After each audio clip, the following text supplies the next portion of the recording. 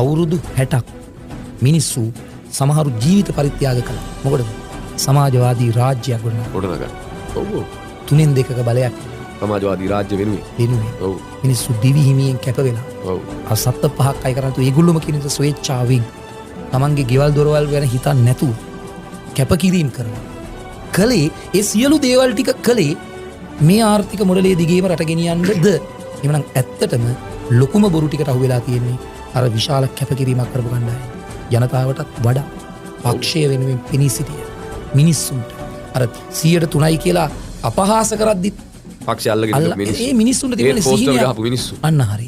ඒ මිනිස්සුන්ට කරපු බොරුව කොච්චර ලොකුද? ඒක තමයි මම කිව්වේ. ඒකනේ මේ පාර මේ ඒගොල්ලන්ට කිසිම අයිතියක් නැහැ කියලා ඔය මේ විරුද්ධින සමරුව කරන්න මේ ඉල්මා සමරුව කරන්න. මොකද ඉල්මා සමරුව කරන්න ඕනේ අර අපි. මේ මිනිස්සු කැපවීම කරලා තියෙන සමාජවාදී රටක් ගොඩනගා ගන්න. ඔව්. මං කියන්නේ ඒක හරියන්න වරදින මම කතා පටන් ගත්තා ඉතින්නේ. සමාජයට ඒක ෆේල් වෙයි. ඒක ෆේල් වුණාම ආයසරයක් මේ අපි විශ්වාස කරන වෙළඳපොළ ක්‍රමයේ නිදහස් වෙළඳපොළ ක්‍රමය විවෘත ආර්ථිකයට එයි. ඒක වෙන කතාවක්. සමාජයට එන එකක් නැහැ. කොහොම හරි මිනිස්සු සතුටින් ඉන්නනේ ඕනේ. දැන් අවසානයේ මොකද උනේ මේ? මිනිස්සු සමාජවාදය කියලා මුසාවාදයට රැවටුණා. ඒ නිසා මං කියන්නේ අපිට දැන් මෙහෙමයි. පච කියන එක මේගොල්ලෝ කියපු කතා කරපු පච ප්‍රසාද් මේක වැඩසටහනකින් කතා කරලා ඉවර කරන්න බෑ.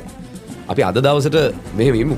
නවත්තගමු. මොකද දන්නවද? දැන් මේ වැඩසටහන අද දවසින් අපි නවත්තන්නේ නැහැ. ඒකත් කියන්න ඕනේ. මේ කතා බහට එකතු වෙන්න අපිට බනින්න අපිට යෝජනා ඉදිරිපත් කරන්න අපි කැමති මේ කතා බහ දිගට අරන් යන මෙහෙම බොහොම කැෂුවලි.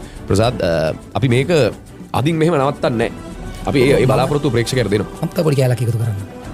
මම ඔයාට කියපු එක ප්‍රේක්ෂකයන්ට කියන්නේ. සජිත් ප්‍රේමදාස අපේ පක්ෂ නායකයා. එයා කියපු බොරු ලිස්ට් එක දාන්න. ඒ වගේම මේ වෙලාවේ ජනාධිපතිතුමා ඉන්නවා. ඔව්. එතුමා කියපු ඇත්ත ටික දාන්න. ඔව්. අපි කියපු බොරු එයා කියපු ඇත්තයි දාන්න. ටිකයි ඒක ඡන්දෙට කලින් මේ ඔක්කොම වෙන්නේ. ඔව්. ඒ ටිකෙන් එතකොට අපිට හදා ගන්න පුළුවන් කොයි ටිකද? අපි ඔව්. අපේ අඩුපාඩුත් අපිට එකකින් හදා ගන්න පුළුවන් නේ. ඒකද හොඳම දේ. එතනින් බලමු කවුද දිනන්නේ. ඒ කියන්නේ අපේ අඩුපාඩු සජිත් ප්‍රේමදාස මහත්තයාත් මේක බලලා තීරණය කරයිනේ මම බොරු කියලා තියනවා කියලා.